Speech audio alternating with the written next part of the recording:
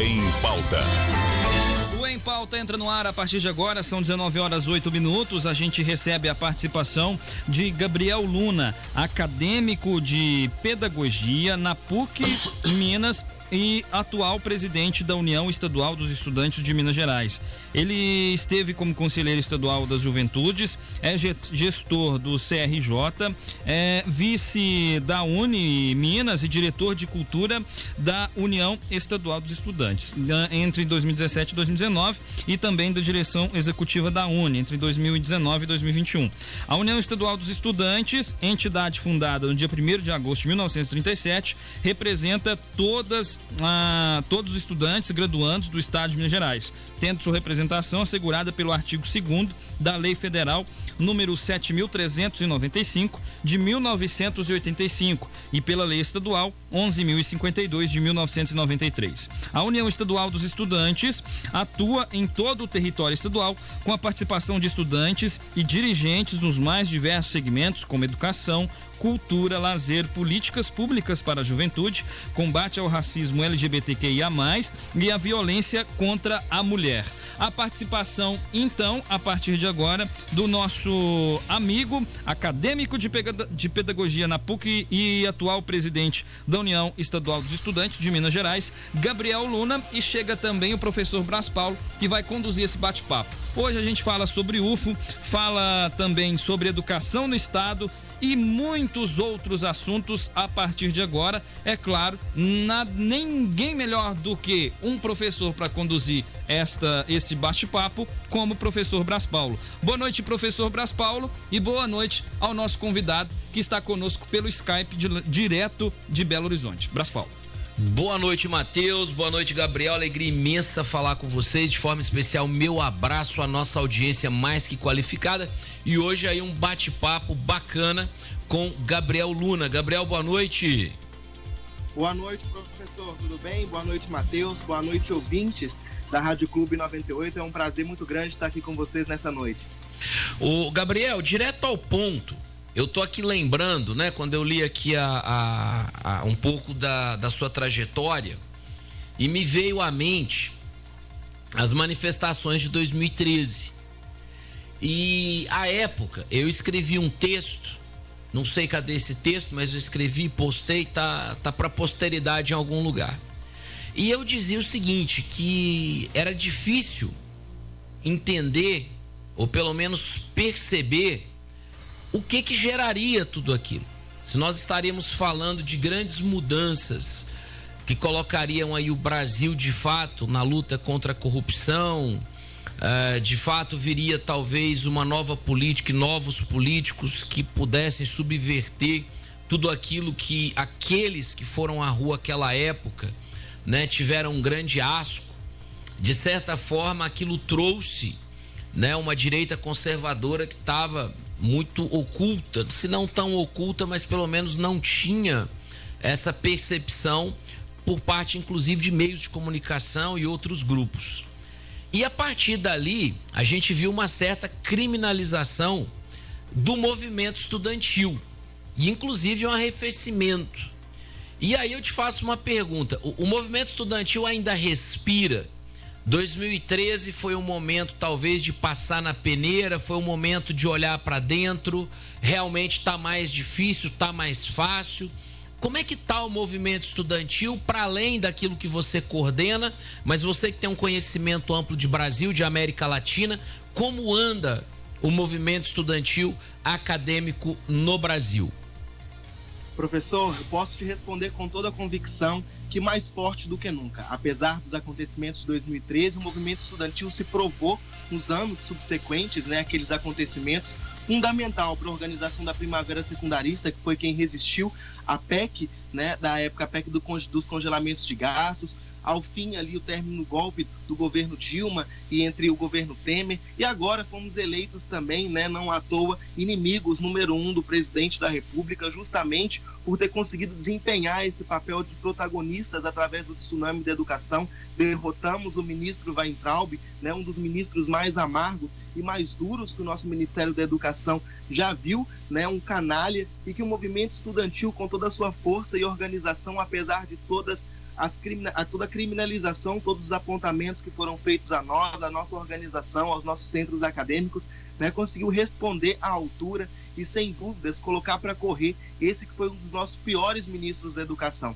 E ainda, né, somos inimigos número 1 do Bolsonaro. Somos nós aí que estamos diariamente na resistência contra esses ataques que têm sido feitos à educação, tanto ao orçamento das universidades públicas, como também o corte de bolsas do ProUni, e agora com a questão também do FIES, né, que é o nosso fundo de investimento. Gostaria de aproveitar, inclusive, a oportunidade para falar sobre, né, essa semana é uma semana de mobilização em defesa do perdão da dívida do FIES. Esse programa que foi um desses que nesse bojo conseguiu modificar o perfil social da universidade, né, inserir lá naquele espaço diversos estudantes trabalhadores, e que com as modificações do programa no governo Temer, diversos estudantes se endividaram, né? Nós estamos falando hoje de mais de 50% dos estudantes que aderiram ao programa que estão em situação de inadimplência. Então essa semana está sendo tocado pelo movimento estudantil no Congresso Nacional, junto aos deputados, uma luta pelo perdão da dívida do FIES, né? O nosso país, a gente sabe bem, que tem um histórico muito triste de perdão de dívidas bilionárias de banqueiros e milionários do nosso país, e que também pode agora, né, compreender a importância de perdoar a dívida desses estudantes que não conseguiram adentrar o mercado de trabalho, né, por inúmeros fatores. Mas respondendo a sua pergunta, né, o movimento estudantil continua desempenhando uma importante tarefa na sociedade, né, e sem dúvida nenhuma tem essa credibilidade, né, todas as nossas entidades, tanto a UNE quanto a UBS, nesse último período, aprovando o Fundeb, seja adiando o Enem também, né, que é uma pauta que nós estamos falando muito, que é a prova que vai acontecer nos próximos 2 finais de semana. Nós tivemos um grande papel em reabrir o processo de isenção da prova, né, que infelizmente faz com que diversos estudantes, né, ele sendo fechado anteriormente, faz com que diversos estudantes que estão em situação de vulnerabilidade não participem da prova, e essa foi uma das nossas últimas conquistas, né? Conseguir reabrir esse processo de isenção, assim como fazer uma campanha de arrecadação, pagando a bolsa a inscrição de milhares de estudantes que não tinham, né, a condição de pagar essa inscrição para poder fazer a prova. Você é um cara muito bem articulado, visível, né, preparado. E para além de questões ideológicas, eu nem sei se você chegou a ouvir, antes de entrarmos no ar, eu tinha feito uma entrevista e ela foi ao ar e eu falava justamente da questão do Enem. Eu sou professor desde 2002, sou da área, né, formei em História, hoje eu atuo na questão da Geografia e comento com meus alunos que a diferença da História para a Geografia é que na História já aconteceu e na Geografia está acontecendo. Então as coisas elas vão sucedendo e o livro é atropelado constantemente, a apostila é atropelada constantemente. E quando se falava de Enem, nós tivemos ali um apagão do Enem, quando pelo menos 30 servidores de locais muito específicos do INEP, eles pediram a sua exoneração, pediram para sair do cargo, e fui questionado inclusive se havia ali algum risco de que o Enem não acontecesse nessa data. E eu havia dito que dificilmente o governo, né, faria talvez essa mudança, justamente porque seria admitir que em algum ponto ele falhou. Existe um olhar sobre essa questão das datas do Enem, porque ela, na verdade, é um marco de referência tanto para várias universidades que têm vestibulares, como para preencher determinadas vagas, e mesmo a própria programação estudantil, que sempre acontece no ano anterior. O que você me fala dessa questão do INEP? Você chegou a conhecer alguém do INEP? Vocês têm um grupo onde ouviram relatos de dentro do INEP, do próprio Ministério da Educação? Tem alguma verdade não revelada para além da mídia tradicional? O que você sabe dessa história, ô Gabriel? Obrigado.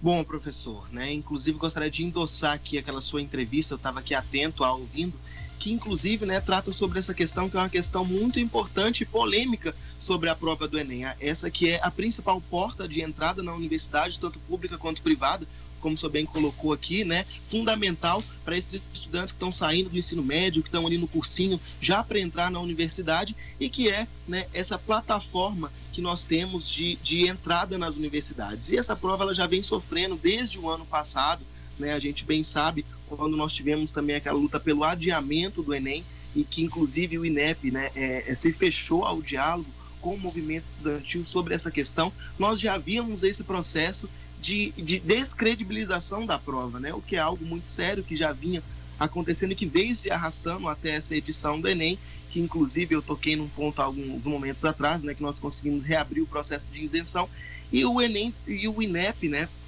o INEP, ele tem se mostrado cada vez mais fechado para essas pautas, para poder estar debatendo com o movimento estudantil. Nós já solicitamos, inclusive, através da presidenta da UBS, a Rosana Barroso, uma reunião, uma audiência, né, junto ao INEP, para que a gente possa estar debatendo mais amplamente essa questão sobre a prova do Enem, porque o que nós sabemos, de fato, é que existem censuras, existem, né, interferências diretas, inclusive, do governo federal nessas questões da prova, e como é uma prova, né, uma prova que é uma prova sigilosa, uma prova que ela é muito segura, isso tudo coloca em xeque, né, a aplicação da prova. Mas como o senhor mesmo colocou, isso é uma questão de honra para o governo, que não vai deixar de aplicar a prova, né? Isso eles já se mostram irreversíveis e já se mostram, né, impossibilitados de voltar atrás com essa questão, de inclusive adiar a prova. Isso também interfere diretamente no calendário das universidades, nos vestibulares das universidades privadas. Então é uma questão que a gente tem se debruçado dela durante toda essa semana, né, solicitando essa audiência para que haja mais esclarecimento sobre o que está acontecendo, né, qual foi o real motivo dessa exoneração desses mais de 30 funcionários lá do INEP.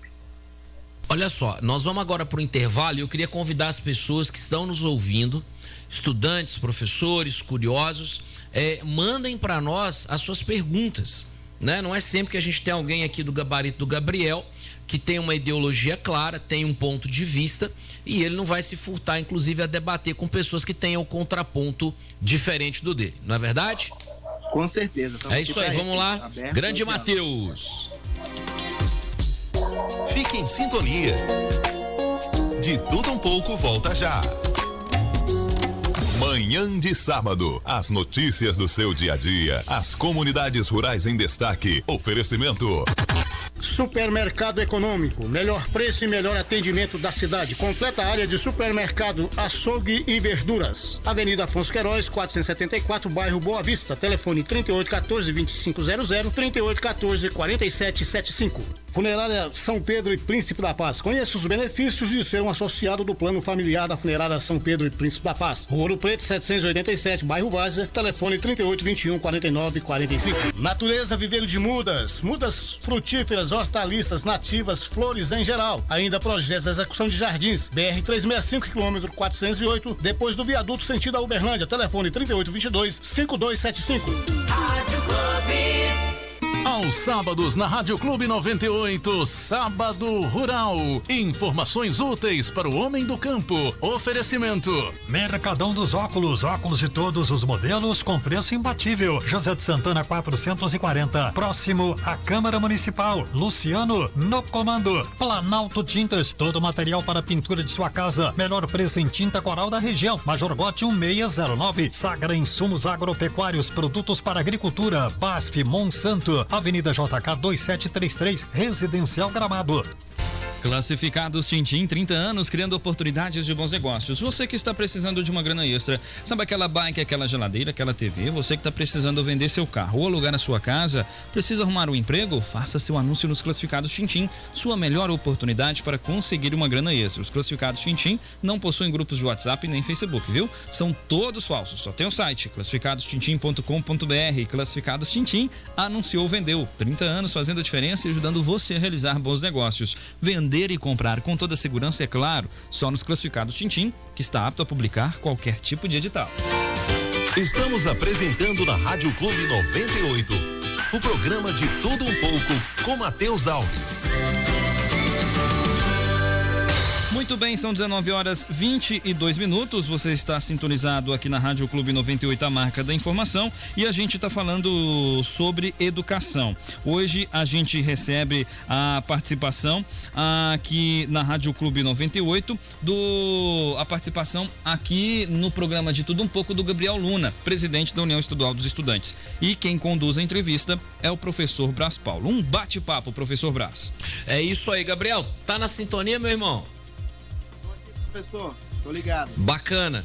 Então, ainda falando dessas questões, a gente poderia dizer que o movimento estudantil, é claro, ele sempre teve um caráter eminentemente político.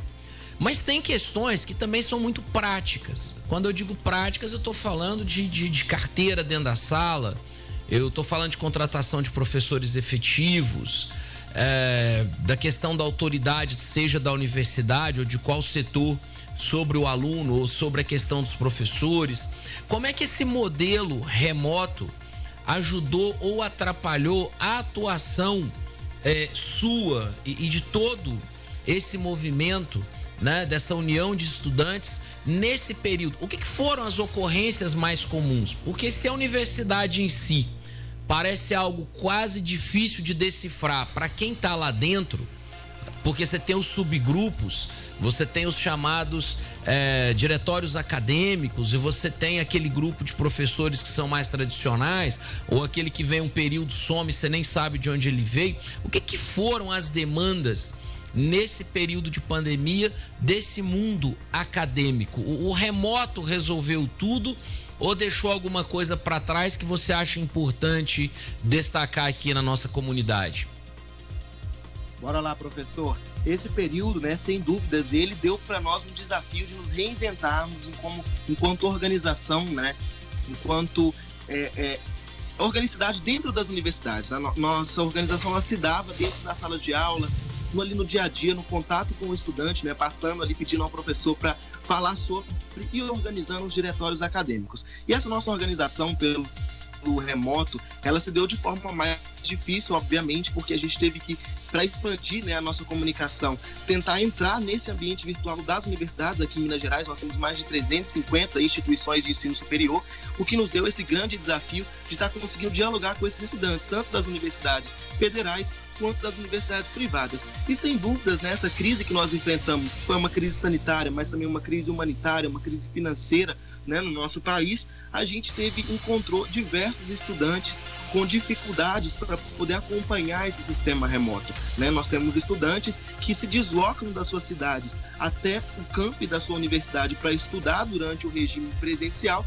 e agora, durante o regime remoto, ele retorna de volta para sua casa e enfrenta, né, diversas dificuldades para poder continuar estudando, sobretudo porque a sua família também perde renda. Esse estudante, ele também se torna responsável por ser uma das pessoas que vai contribuir, né, com a renda daquela família. Então, um dos maiores problemas que nós enfrentamos hoje, tanto na universidade privada quanto na universidade pública, é a evasão, né, dos estudantes que não retomaram as aulas nem agora nesse período remoto, e muito menos nas universidades que estão retomando o ensino presencial. A gente já consegue observar esse déficit e, sem dúvidas, né, essa é uma das maiores perdas do movimento estudantil, porque fomos nós os responsáveis, né, por conquistar aquelas políticas públicas que fizeram com que o perfil da universidade mudasse. Isso sempre foi uma pauta do movimento estudantil nesses 84 anos de luta da União Estadual de Estudantes. Nós sempre falamos, né, sobre a quem a universidade serve, seja ela pública, seja ela privada.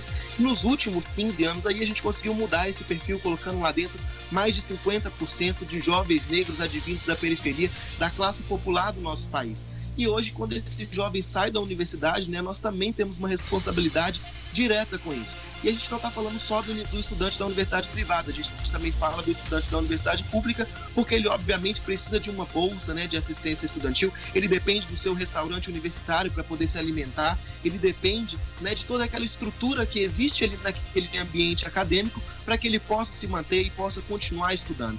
Então a gente encontrou, né, diversos problemas ao longo dessa pandemia, seja na organização do movimento estudantil para poder conseguir, né, oxigenar as nossas entidades, e seja também nessa luta para poder conseguir manter os estudantes dentro da universidade, né, que ainda hoje, e acho que no próximo período, vai ser um dos maiores problemas que a gente vai enfrentar.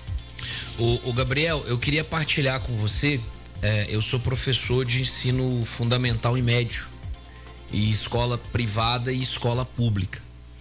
E na época da crise, isso é histórico, seja uma guerra, uma pandemia, seja uma catástrofe. E aí posso até te falar, né? Eu acompanhei relativamente de perto o que aconteceu no Haiti há mais de 10 anos, e a gente lembra o que aconteceu em Fukushima, no Japão. O Japão já não tem mais cicatriz daquilo que aconteceu, porque é uma nação rica, mérito deles. Mas se você for no Haiti hoje, você ainda tem gente morando em barracas que foram doadas exatamente na época do primeiro tremor, aquele inclusive que levou a doutora Zilda Arnes, que é uma das pessoas que eu mais admiro nessa vida, para dizer o seguinte: a pandemia no Brasil, ela escancarou a diferença social e o alcance das pessoas à educação de qualidade. E nesse momento em que o governo de Minas obrigou os pais a colocar os filhos, né? Inclusive sob a ameaça de que os pais que não retornarem com os filhos de forma presencial, eles serão, né, vamos dizer assim, primeiro colocados diante do Conselho Tutelar e posteriormente poderão ser, inclusive, sofrer algum tipo aí de notificação do Ministério Público, porque estariam sendo omissos em relação à importância da educação. Isso faltando aí pouco mais de 30 dias para o encerramento do ano letivo, pelo menos com os alunos. Nós que somos professores vamos até o dia 24. Qual que é a observação que eu quero fazer? Não é nenhuma pergunta, depois se você quiser dar aí algum tipo de, vamos dizer, resposta, tréplica, enfim, não é debate, mas é para dizer o seguinte: o Brasil ainda tem uma desigualdade intrínseca. E algumas pessoas insistem em dizer que nós somos um país que, de fato, temos riquezas, temos grandes possibilidades, mas não é simplesmente só bater na bunda do neném e falar: ó, vai lá que o futuro é teu. É preciso ter, de fato, uma estrutura que acompanhe. Caso, por exemplo, de uma senhora aonde ela diz o seguinte: olha, eu tenho 3 filhos, a gente só tem um celular na casa e eu preciso do celular para trabalhar. Então esse ensino remoto para esses meninos, ele não aconteceu de fato. E o chamado, né, material impresso é uma apostila que o menino recebe na casa, ele preenche, ele não tem acesso à explicação do professor. Para isso ele precisaria ter minimamente um celular, precisaria ter os dados, porque as aulas de fato, as que são fornecidas pelo Estado, elas não estão dando conexão escola, elas estão na verdade no YouTube. E você vê a precariedade que é para esses alunos. E muitos alunos nesse processo da pandemia, principalmente do ensino médio, até alguns do 9º ano eu consegui detectar, esses alunos arrumaram alguma forma de emprego. E entre o emprego, que dá um salário real e ajuda a manter as despesas num dos momentos mais difíceis do Brasil, eles acabam não conseguindo observar na escola um espaço de melhoria de vida. Eles olham para a escola e não conseguem identificar ali na sua pouca idade, ou já bem tomados pela crueza da realidade, que vale a pena arriscar um emprego para voltar faltando um mês para terminar o seu 2º, 3º ano do ensino médio. Então é apenas uma observação, e embora eu sei que você está no mundo acadêmico, você tem conhecimento, você chegou a ter casos, ou você conhece realidades desse mundo aonde os meninos, né, se diz lá que todos têm acesso ao celular, têm acesso a isso e aquilo, mas na hora da realidade do vamos ver, nós ainda temos muitos excluídos digitais. Obrigado, fica à vontade aí para sua tréplica. Obrigado, professor. Você toca num ponto aqui que para nós é muito caro, né? Sem dúvidas, a educação básica, sem a preparação, né, do ensino médio, ensino fundamental, um estudante ele não vai estar preparado para chegar na graduação. E a nossa maior luta é para que isso ocorra, né? Então nós temos acompanhado esse retorno presencial das aulas, acompanhando nas escolas, junto com as entidades secundaristas, se as escolas têm esse protocolo, inclusive sanitário, para estar recebendo os estudantes. E muito do que a gente vê, né, é que é uma obrigação dada pelo governo, mas sem uma base, sem os recursos necessários para que a escola receba esses estudantes. Não tem contrapartida. Não tem contrapartida, né? Você chega nos banheiros das escolas e ainda é aquele mesmo cenário de não ter um sabonete, né? Não ter ali as coisas básicas de higiene pessoal para que o estudante possa manter a sua segurança. E como você mesmo disse, né? O estudante hoje ele está cumprindo uma tarefa dentro de casa e muitos deles dentro de casa não tem nenhum espaço para poder estudar, um aparelho eletrônico, o que deixa, né, a desejar. E você bem também citou as crises, né, mundiais que já nos ocorreram, e essa crise que acontece no Brasil também é uma crise sem precedentes, quando a gente deixa um estudante desse anos, né, quase 2 anos já agora, distante da escola, possivelmente com muita dificuldade ele irá retornar à escola, e se retornar, né, muitos dos estudantes hoje estão se sentindo incapazes justamente por não terem acompanhado as aulas remotas, então estão desacreditados, acham que já perderam tempo, né? E a gente que vive nesse país que é um país tão desigual e que tem índices ainda de analfabetismo, inclusive Minas Gerais, né, dentro do Sudeste, é o estado que ainda mais tem esse índice de analfabetismo. Nós sabemos, né, o quanto isso é caro para nós e o quanto essa crise, né, que nós vivemos na educação, a crise do coronavírus, ela impactou diretamente nisso. Então nós temos acompanhado, passado nas escolas, né, feito esse trabalho, inclusive sou estudante aí de pedagogia, da residência pedagógica, e nós temos feito esse trabalho a partir da UER também de acompanhamento, né, de como estão aí os nossos jovens secundaristas. Infelizmente é assustador, né, professor, a gente chegar numa sala de aula e ver como era antes, lá em 2019, quando tinha 30, 35 alunos, e hoje a gente se depara apenas com 15, ou ali no máximo 20. Né? Isso é desesperador. Inclusive, gostaria de ligar aqui um alerta já para poder finalizar sobre essa pauta, né? Sobre o projeto que o governador Romeu Zema apresentou à Assembleia Legislativa, que é o projeto de Mãos Dadas, que tira do governo estadual a responsabilidade das escolas do ensino básico, né, ali do ensino médio, e passa para a mão dos municípios. Nós sabemos que, infelizmente, os municípios não têm as condições necessárias, o recurso financeiro para arcar. Né, e isso aí é uma ratoeira, rapaz. Isso aí é uma ratoeira. Eu fui vereador 2 mandatos aqui, lutamos quando era o outro governo anterior, lutamos nesse, e eu acho que agora o pessoal não vai aguentar a pressão, vai acabar entregando numa promessa que é aquela promessa seguinte: olha, tá aqui, agora a responsabilidade é tua, todo mês vocês vão receber recurso X. Mas se o recurso X não chegar, não tem jeito de devolver, não tem como. E outra coisa, uma coisa que eu particularmente fiquei muito incomodado, é a falta de respeito com os servidores, a falta de respeito com aqueles que fizeram um concurso público, escolheram uma determinada escola porque estava ali perto da sua casa, ou teve gente que vendeu a casa onde estava para poder morar perto da escola onde ele vai trabalhar. Direito da pessoa, porque o concurso público deveria dar uma previsibilidade para a pessoa, e de repente ela está ameaçada realmente, inclusive de ter que mudar de cidade, ou mudar, inclusive, saindo da área da educação e ir para um outro setor público que não tem nada a ver com educação, somente para preencher vaga.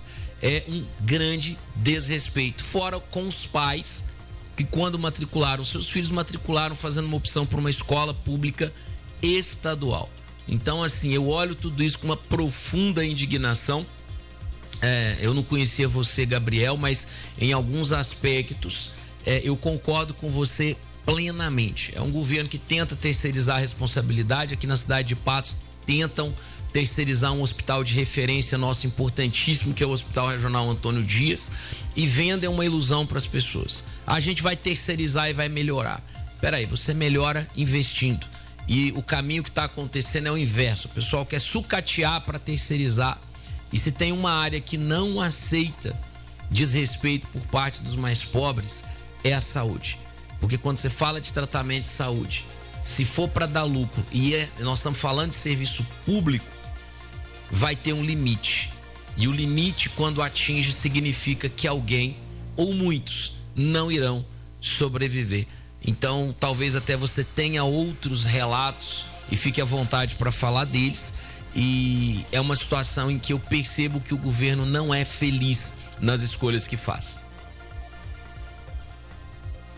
Com certeza, professor. Desde o princípio, né, desse mandato, o governo já se mostrou a que veio no seu projeto, né, quando fala também sobre essa questão de educação, o projeto de privatização das nossas escolas públicas, né, a proposta do governo é que os nossos estudantes tivessem vouchers para poder conseguir acessar as escolas, né? E nós sabemos o quanto é caro para nós a educação popular, a educação que emancipa, a educação que é capaz de dar um futuro, né, para essa juventude do nosso país que infelizmente anda tão desalentada, tão sem perspectivas, né? E nós conseguimos nos deparar com isso cotidianamente, com essas ações do governo estadual, que tem um alinhamento, né, com o governo federal. Por mais que ele tente se esconder nas sombras, nós sabemos que foi um apoiador e que possivelmente também será em 2022, recebendo aqui em Belo Horizonte o presidente da República e tendo também esse alinhamento, né, ao governo federal, de defesa das pautas de privatização, tanto das nossas escolas quanto das nossas universidades, e que caminha, né, muito nesse sentido.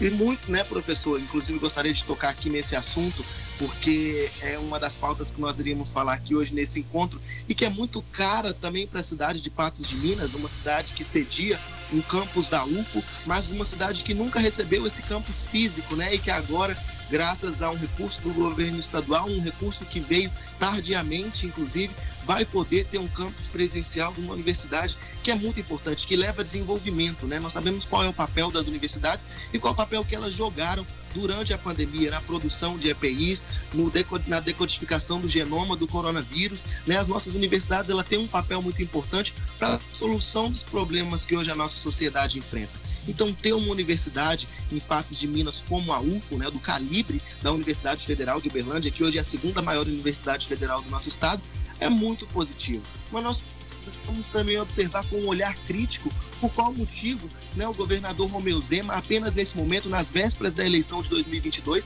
faz essa destinação de mais de 20 milhões para a universidade pública, sendo ele um dos defensores da privatização desse espaço, né, sendo ele um dos aliados da política bolsonarista que recentemente cortou mais de 90% da verba da pesquisa e da ciência do nosso país. Então nós precisamos saber a quem, né, eles querem que essa ciência sirva, a quem eles querem que essa pesquisa sirva, né, a universidade pública. E nós sabemos também que a universidade pública, enquanto espaço de produção de conhecimento, um espaço de produção de pensamento crítico, né, não vai, obviamente, ceder a esse tipo de politicagem que nós temos visto acontecer no nosso estado. Inclusive, linko a isso diversas outras coisas que têm acontecido que são muito semelhantes, né, como a lei que o governador aprova, que o autoriza a utilização dos 12 bilhões da Vale destinados a Minas Gerais logo após os 2 estragos que foram causados no nosso estado. Assim como o posicionamento do governador da Lei Candir, que é uma lei, né, que nós já falamos muito também, e que era uma lei importante para o nosso estado, e que o governador deixou a desejar. Ou seja, ele vai modificando as peças do seu jogo e vai jogando a partir dos seus interesses, né? Ele dá com uma mão também e tira com a outra. E é com esse ponto de vista crítico que eu acho que nós precisamos analisar. Obviamente que nós não vamos, né, de forma alguma, enquanto entidade estudantil, enquanto estudantes, professores, cientistas, questionar o investimento para a universidade. Porque o que nós queremos é que a universidade cada vez mais se expanda, consiga chegar a mais lugares e consiga ter recursos também para poder desenvolver as suas pesquisas e a sua ciência, né? Mas nós precisamos entender também o quão Bolsonaro está para Zema e o Zema, né, está para a figura hoje que ocupa a prefeitura de Patos de Minas, e o quanto isso também é benéfico para nós e para eles, né? O quanto nas vésperas da eleição isso se torna tendencioso, isso se torna oportunista no momento em que o nosso estado, né, tem uma UENG, tem uma Unimontes, que são 2 universidades gigantescas que têm um enorme potencial e que também precisam se expandir. Nós da UEE, né, sempre pautamos essa luta, inclusive o Zema tem uma responsabilidade conosco que ele tem faltado, né, e que nós precisamos denunciá-lo e responsabilizá-lo por isso, que é de não destinar o 1% do ICMS mineiro para a educação, previsto pela Constituição Mineira, e que ele não o faz, né, e que faz na contramão esse investimento com patrimônio federal. Né? Então nós precisamos também reconhecer a responsabilidade do governador aqui com o estado que ele tem deixado a desejar. E uma das nossas pautas também históricas da UEE, que nós vamos tocar com força no próximo período, é a destinação dos royalties, né, do Fundo Social do Minério para a educação, tendo em vista, né, que quando as mineradoras devolvem esse dinheiro para Minas Gerais após causar um estrago, o governador também se apropria dele para poder fazer politicagem. Então nós precisamos denunciar isso e trazer, né, mais responsabilidade para esse debate que tanto degrada o nosso estado, e para a educação também, que sem dúvidas é um dos principais pilares do nosso desenvolvimento, né? Sem educação a gente não vai caminhar. Então a gente precisa denunciar essas atrocidades que o Zema tem feito, em desrespeitar as nossas professoras, como foi colocado também os nossos servidores públicos, né? A gente sabe os interesses que existem por trás dessa entrega das nossas escolas. Então gostaria, né, já de finalizar essa fala aqui, né, trazendo esse olhar crítico para essas ações que o governador Zema tem feito, que ao mesmo tempo que parecem, né, benéficas para o olhar da população, por se tratar de uma universidade, a gente precisa observar qual é o interesse dele, né, por trás disso, tendo em vista que no ano que vem ele com certeza, né, vai estar dentre os principais candidatos ao governo do nosso estado. Ô Gabriel, deixa eu te falar, você ainda tem um tempinho, você tem que encerrar, me parece que você está em aula. Como é que tá esse momento para você aí? Não, eu ainda tenho mais uns minutos aqui, professor, para compartilhar. Então o Matheus vai faturar um pouquinho e a gente já volta também falando desse cenário para eleição em Minas Gerais e como é que isso vai impactar a educação e como é que vocês estão aí se mobilizando. Daqui a pouquinho nós estamos de volta. Não saia daí. De tudo um pouco com Matheus Alves, volta já.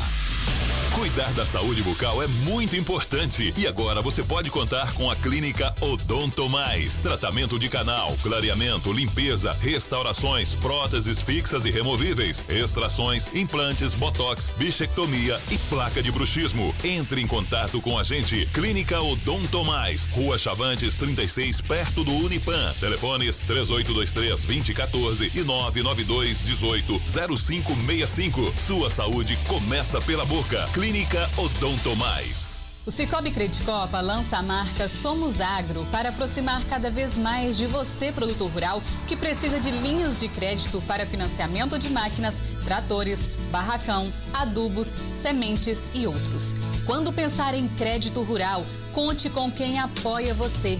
Conte com o Cicobi Credicopa.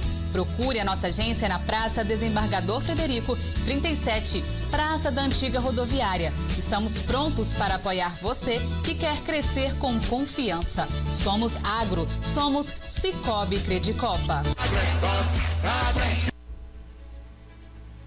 Cada mulher é única. Os cuidados com a sua saúde também devem ser.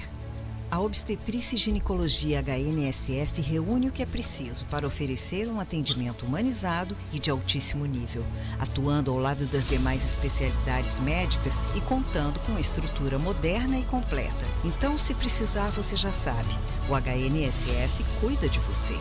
HNSF, apaixonados pela vida. A CEMIG e o governo de Minas estão realizando um dos maiores planos de investimento da nossa história. São mais de 22 bilhões e meio de reais em geração, transmissão e distribuição de energia, além da comercialização de gás. Tudo isso para modernizar a rede e aumentar a infraestrutura e a oferta de energia, acelerando o crescimento econômico de Minas.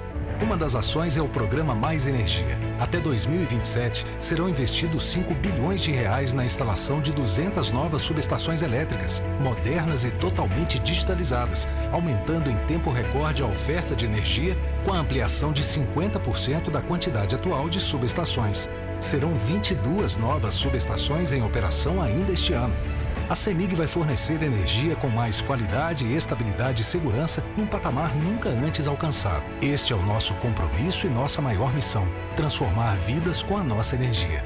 CEMIG, Minas Gerais. Governo diferente, Estado eficiente. Voltamos a apresentar pela Rádio Clube 98 o programa de Tudo um Pouco com Matheus Alves.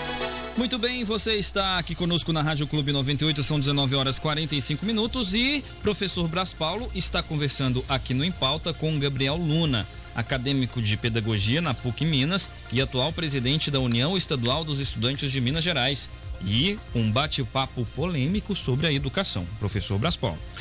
É isso aí. Ô Gabriel, você tocou num assunto que é relevante porque vai direcionar os rumos da educação mineira pelos próximos anos, se não, na verdade, já, né, a partir do ano que vem, que é a própria questão da reeleição.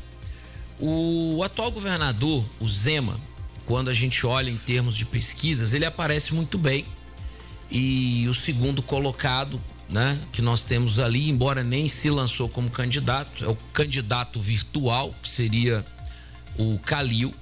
E aí vem números menores, pessoas que são de várias vertentes que também poderiam ser candidatas. A pergunta que eu te faço é o seguinte: você que aparentemente é muito conectado, né, com pessoas de resistência, pessoas que não gostam do tipo, do modelo do governo que está acontecendo nesse momento, vocês estão pensando em fazer uma grande frente ampla de oposição e talvez até apoiar um candidato não tão convencional, mas que tivesse condições de fato eleitorais de vencer o governador Zema, ou nós estaremos falando talvez de uma candidatura mais tímida, mas que marcasse território dentro de propostas, vamos dizer assim, um pouco mais radicais. Como é que está esse consenso, se é que existe algum tipo de consenso ou mesmo debate em relação a 2022? Professor, você toca num ponto-chave e traz uma palavra aqui que é muito importante para nós, que é a frente ampla, né? Um exercício que nós temos feito nas nossas entidades é de compreender a devastação que esses governos têm trago para o nosso povo, tanto na esfera nacional quanto na esfera estadual, né? Já disse aqui em outros momentos também que existe um alinhamento.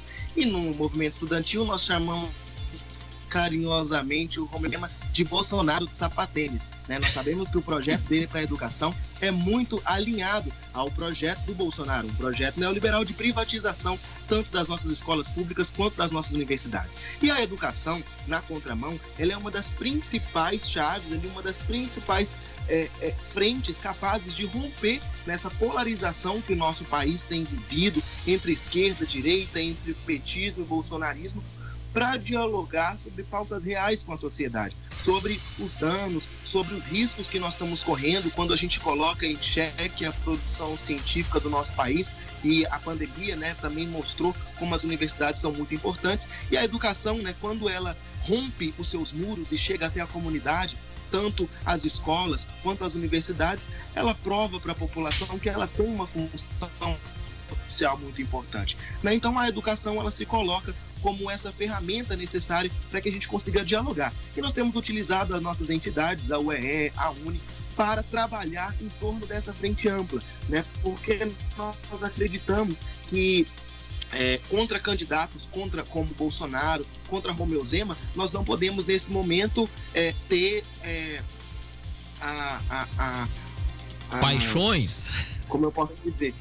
Nesse momento a gente não pode muito escolher, né, os nossos candidatos, a gente não pode ter essa vaidade, porque a gente está falando de duas figuras que vão trazer danos irreversíveis para a nossa educação, né? Então nós temos que contemple a maioria ali da frente progressista, né? Tanto partidos de esquerda quanto partidos de direita, partidos de centro. Nós temos tentado dialogar em torno disso, em torno da defesa da democracia, que o que para nós é mais caro, né? E nós temos visto sendo atacado diariamente com esses ataques ao STF, inclusive o próprio governador Zema às vezes ataca de juiz, né? E dirige também ataques ao STF e impulsiona também a sua base a fazer isso. Então nós temos visto que essas figuras elas trazem, né, um perigo muito grande à nossa democracia.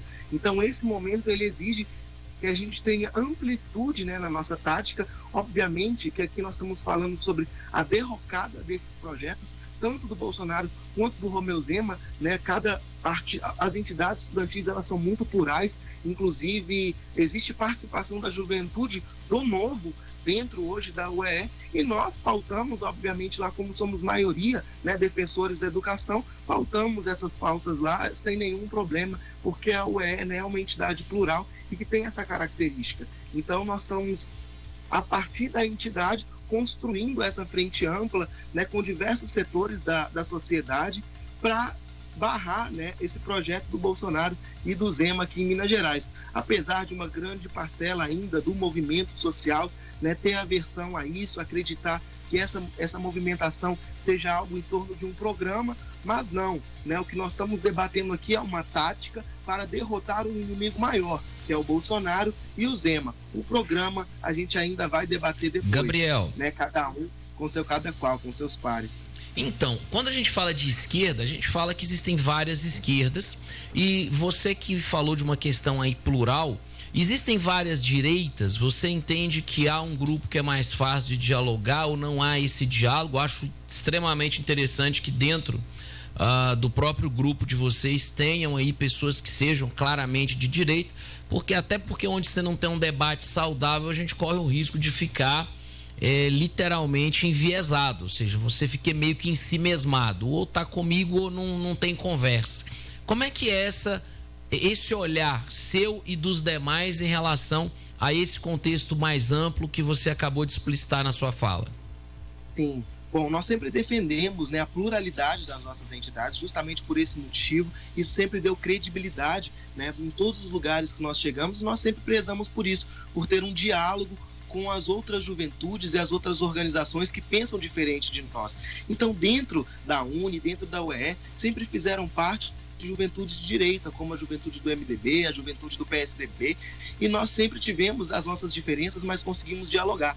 E desde 2013, né, quando surgem outras juventudes, que a gente começa também a distinguir que existem outras direitas dentro de um mesmo espectro, né? Uma direita que defende a democracia e uma direita que se esconde por trás de um falso discurso da liberdade de expressão, mas que, na verdade, quer criminalizar o movimento social, quer nos atacar diretamente, né, que tenta contra as nossas vidas, inclusive diariamente, que fazem coro, né, com o discurso armamentista. Nós temos juventudes no nosso estado, inclusive, que elegeram o segundo vereador mais votado aqui da capital, que é o Nicolas, e que não se esconde, né, que é um vereador com tendências fascistas e que segue essa linha política, né, que é uma linha política da extrema-direita, que não defende a democracia, poderes, e que a gente, infelizmente, né, tem essa versão porque a gente não consegue dialogar. Muitas delas, né, inclusive, citar o Diga.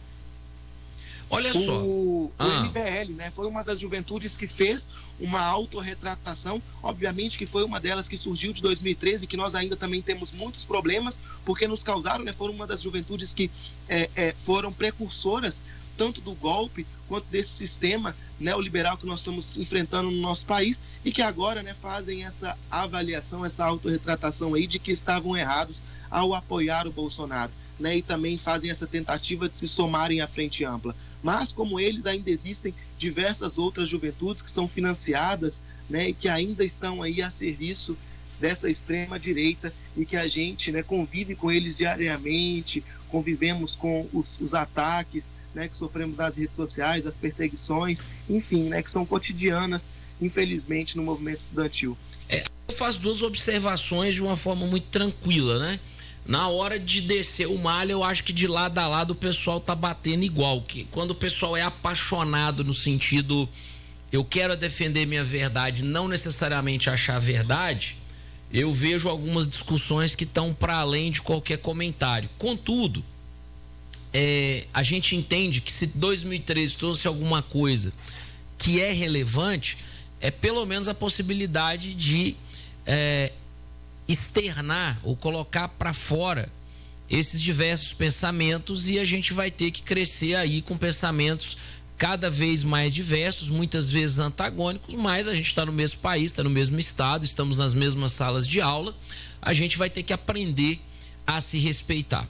As pessoas que queiram saber mais sobre a União dos Estudantes, as pessoas que queiram ver redes sociais, que queiram falar com o Gabriel Luna, como é que vocês colocam isso para a comunidade? Vocês estão no Facebook, estão no Instagram, estão no TikTok? Onde vocês estão? É um site? Como falar com vocês? Como ter esse contato?